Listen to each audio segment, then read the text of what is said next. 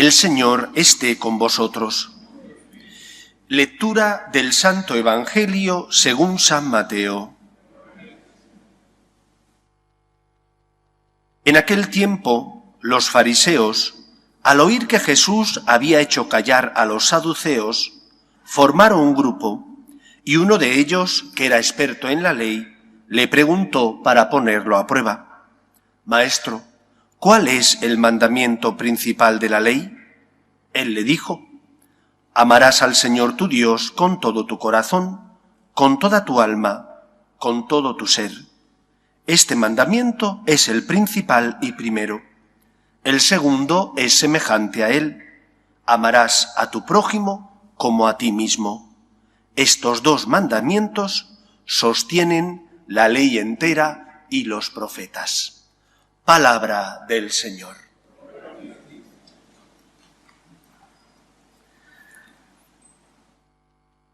Esta semana, la mayor parte de vosotros lo habrá leído o lo habrá escuchado en la prensa bien escrita o en los telediarios. Ha sido noticia un documental sobre el Papa Francisco. En ese documental, que se titula el documental Francesco, se reproducen unas manifestaciones en las que supuestamente el Papa estaría a favor de la aprobación de lo que antes se llamaba mal llamado matrimonio homosexual, una ley que protegiera esta unión entre los homosexuales, unión de convivencia civil, lo llamaba él. El Vaticano no ha dicho nada al respecto. Hay silencio. Esperemos que más pronto o más tarde el Vaticano hable. Yo voy a intentar daros una catequesis. Creo que como sacerdote necesito hacerlo, para que comprendáis una de las notas de la Iglesia Católica. En el credo decimos que la Iglesia es una santa, católica y apostólica. ¿Qué significa que es apostólica? Creo que esto me ayudará después a que podamos entender el contexto en el que tenemos que movernos y cómo comprender y tratar lo que supuestamente ha dicho el Papa. En primer lugar, Dios quiere que todos los hombres se salven y lleguen al conocimiento de la verdad. Y es así porque nos ama. Dios nos creó y puso en nuestro corazón una conciencia que nos ayudara a distinguir el bien del mal. Esa conciencia está iluminada por lo que la Iglesia siempre ha denominado, y los filósofos, ley natural. La naturaleza tiene unas normas. Como hay normas biológicas, nadie lo duda. Como hay normas físicas, nadie las pone en tela de juicio. También hay normas morales que ayudan al ser humano a comportarse. Porque el bien te ayuda a ser feliz, mientras que el mal te hace daño. Tengas o no tengas fe, toda persona sabe que tiene que respetar a sus padres. Es una norma que no depende de tu fe, ni de la civilización o de la cultura donde hayas nacido, sino que depende de que lo tienes impreso en el corazón. Los padres son los que tienen que educar a sus hijos y por lo tanto los hijos tienen respeto o deberían tenerlo hacia los padres. Es una norma de la ley natural, moral, que todos tenemos impresa en el corazón, que Dios nos dio para guiarnos y ayudarnos. Cuando el ser humano peca, el ser humano pervierte la vocación a la que Dios le llamó, de ser amigo suyo. Y ese pecado ofusca la luz de la verdad, impidiendo que el ser humano por sí mismo pueda hacer el bien y evitar el mal. Al principio, el ser humano nace en un estado de naturaleza pura. Adán y Eva, nuestros primeros padres, no existía el pecado. No tenían inclinación al mal, hacia lo que no es bueno. Sentían un equilibrio en su corazón. Sentían solamente la llamada a amar, la llamada a ayudar al otro, la llamada a compartir. No había egoísmo. El pecado original introduce el mal en el mundo. Desestructura ese equilibrio moral en el corazón del hombre, de manera que la luz de la verdad queda, en cierto modo, a veces ofuscada, ensombrecida, de manera que el ser humano hay veces donde ya no distingue con claridad el bien y el mal. Dios, que nos ama, envía a mensajeros que vayan iluminando el corazón del hombre para que el hombre vaya entendiendo qué es lo que tiene que hacer. Y eso es lo que nos narran Antiguo y Nuevo Testamento. Esa historia de amor de Dios que quiere que todos los hombres se salven y lleguen al conocimiento de la verdad. A través del Antiguo y Nuevo Testamento, Dios se da a conocer, iluminando el corazón del hombre para que el ser humano sepa el camino que tiene que seguir y por lo tanto pueda encontrar la felicidad, es decir, la salvación. Por eso en el Evangelio que acabamos de escuchar, cuando a Jesús le preguntan, Maestro, ¿cuál es el mandamiento principal?, él dice, amar a Dios por encima de todo y a tu hermano. Estos dos mandamientos sostienen la ley entera y los profetas, es decir, estos dos mandamientos ayudan al ser humano a distinguir el bien del mal, a construir un mundo más justo y a encontrar, por tanto, la salvación, es decir, la felicidad. Cristo instituye la Iglesia y la hace apostólica, es decir, encarga a Pedro y a sus compañeros el deber de anunciar el Evangelio. Les manda a anunciar el Evangelio, a perdonar los pecados, bautizando a los hombres en el nombre del Padre, del Hijo y del Espíritu Santo. Y los apóstoles reciben ese encargo como una misión, no como un derecho. Ellos saben que no están capacitados, pero que es el Espíritu Santo el que les ayudará a llevar a cabo esa misión, la de llevar el Evangelio al corazón de todos los hombres. La Iglesia es apostólica, está alentada por el Espíritu Santo, la tercera persona de la Santísima Trinidad, pero reside sobre la estructura de los apóstoles, que son los encargados, los enviados por Jesús para predicar el Evangelio. Los apóstoles predican primero oralmente y cuando ellos empiezan a tener edad, a marcharse a distintas comunidades, las comunidades que han recibido esa predicación van poniendo por escrito lo que se les ha transmitido. Primero hay una predicación oral, después se pasa a una predicación por escrito. Cada comunidad irá teniendo los dichos, las palabras de Jesús, lo que Jesús ha hecho, para de esa manera guardarlo como un tesoro que ilumine su vida y que les ayude a saber cómo tienen que vivir como seguidores de Jesús. Este encargo de los apóstoles es traspasado, porque ellos se iban a morir, lógicamente, es traspasado a los obispos. Ellos nombran obispos en las comunidades que fundan, que se quedan con el encargo de servir a esa misión de llevar el Evangelio. Por lo tanto, el Papa y los obispos, que reciben esa sucesión apostólica, ese deber de transmitir el Evangelio, no son los dueños del Evangelio, son los transmisores, los intérpretes. A eso se le llama, a esa interpretación a la luz del Espíritu Santo, siendo fieles a lo que Jesús dijo a la Escritura, se le llama tradición y magisterio. ¿Qué es la tradición? Cómo el Papa, los obispos, han interpretado eso que dice la Escritura. Ese magisterio es la tradición.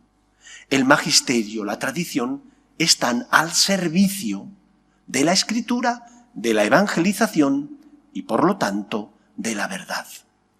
El Papa emérito Benedicto XVI decía que la tarea que habían recibido tanto él como Papa como los obispos era una tarea similar a la que tiene el que en el Prado, en el Louvre, en cualquier otro museo, tiene que restaurar y conservar los cuadros. ¿Qué hace el restaurador? Sacar a la luz la belleza original del cuadro, que por el paso de los años, por el humo de las velas, ha ido ennegreciéndose, se han ido adhiriendo al cuadro suciedades, o a lo mejor algún mal restaurador ha aplicado alguna capa de un barniz que no convenía, puesto que necesitaba otro tipo de material, de pulimento. El Papa decía, yo no soy el dueño del mensaje, soy el conservador. Y uno que quiere restaurar y conservar el cuadro, lo que hace es sacar la luz de ese cuadro, la original luz de ese cuadro. No repinta el cuadro, porque entonces ya no tienes un Rafael o un Miguel Ángel. Tendrás el cuadro que ha restaurado y que lo que ha hecho ha sido pintarlo él como ha querido, como esa señora que restauró, por decirlo de alguna manera, eso que todos conocemos, el Ecce Homo, y que nadie iba a ver esa capilla, pero a raíz de aquello, de lo mal que lo había hecho la pobre, con toda buena intención, pero muy mal, la gente iba a ver ese Ecce Homo tan feo, pero la gente iba a verlo. No se trata de cambiar, sino de ser fiel, de servir, luchando por transmitir el mensaje de Jesús, siendo fiel a la verdad que es Cristo y quitando todo aquello que con el paso de los años puede adherirse, como le ocurre a un cuadro. El magisterio, Papa y los obispos, sirven a la Escritura y al pueblo de Dios, interpretando en la fidelidad, en la continuidad, interpretando esa palabra del Señor, ese Antiguo y Nuevo Testamento. Este es el contexto. Nosotros hemos recibido la palabra del Señor, que la Iglesia no es su dueña. El Papa y los obispos son los garantes de la fidelidad de esa palabra del Señor. ¿Y qué es lo que dice la palabra del Señor, Antiguo y Nuevo Testamento? Estas hojas que veis son del Catecismo de la Iglesia Católica, porque no quiero tener nada que no sea lo que la Iglesia defiende. No son mis palabras, sino las palabras del Catecismo y de la Iglesia. ¿Qué es lo que la Iglesia dice al respecto de esto que ha surgido esta semana? ¿Cómo tiene que tratar el cristiano a las personas que tienen atracción hacia el mismo sexo? Dice así el Catecismo en su número 2358. Podéis consultarlo si tenéis interés. Deben ser acogidas estas personas con respeto, compasión y delicadeza. Se evitará respecto a ellos todo tipo de discriminación injusta. Lo dice el Catecismo, aprobado por el Papa San Juan Pablo II, y todavía vigente, no se ha cambiado. Y unos puntos antes, dice el mismo Catecismo, apoyándose en la Sagrada Escritura, en Génesis, en Romanos, en Corintios, en Timoteo, la tradición, es decir, el magisterio del Papa y de los obispos desde Pedro hasta nuestros días, ha declarado siempre que los actos homosexuales son intrínsecamente desordenados y que, por lo tanto, son contrarios a la ley natural. Al ser contrarios a la ley natural, no pueden recibir aprobación ninguna. Este es el juicio moral que, siguiendo las Escrituras, Antiguo y Nuevo Testamento, el magisterio ha realizado de estos actos que son desordenados, pero donde se dice que tenemos que acoger a estas personas para ayudarlas a encontrarse con el Señor, a encontrarse con la verdad y poder, por tanto, vivir siendo fieles a lo que el Señor quiere de ellos. Esto es lo que dice la Iglesia. No se puede cambiar, porque son las palabras del Señor, son las palabras de la Escritura y de la tradición. Ni el Papa Francisco, ni el Papa emérito Benedicto XVI, como no lo fue el Papa San Juan Pablo II, ni ninguno de sus predecesores, es el dueño del mensaje. No son más que custodios que tienen que luchar por transmitir la fidelidad del mismo. Y por eso nosotros podemos sentirnos afortunados. Cristo fundó la Iglesia sobre los apóstoles para que tuviéramos unos guías que, iluminados por el Espíritu Santo, nos ayudaran a saber cuál es el camino que tenemos que seguir, para no caer en el relativismo moral. Porque si todo depende de las mayorías, lo que hoy es malo, mañana puede ser bueno. Pero entonces eso tiene algún valor.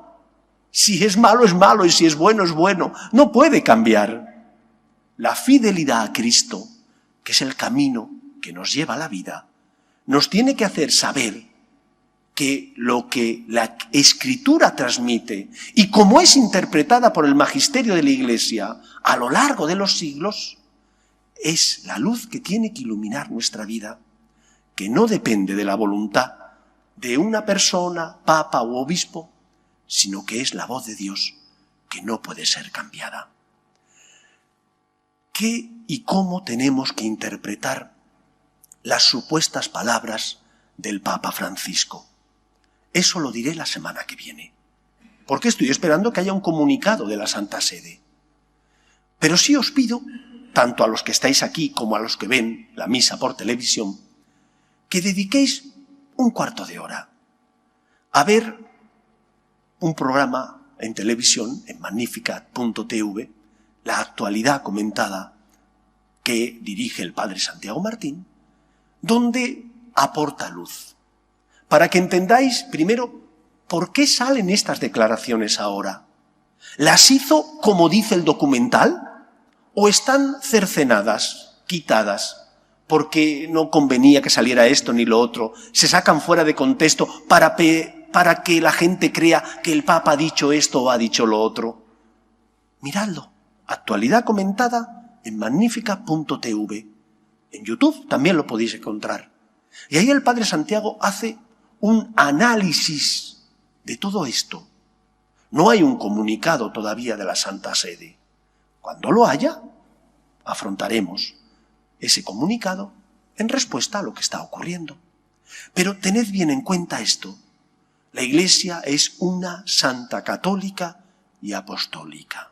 Que sea apostólica implica que el Señor encomendó al Papa y a los obispos que llevaran la buena noticia, el Evangelio, a todos los pueblos.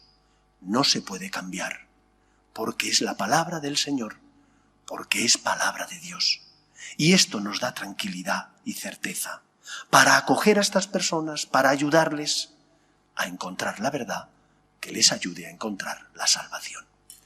Pidamos que el Señor ilumine al Papa Francisco. Pidamos que el Papa y los obispos sean fieles a la vocación y misión que han recibido. Que el Señor les bendiga. Nos ponemos en pie.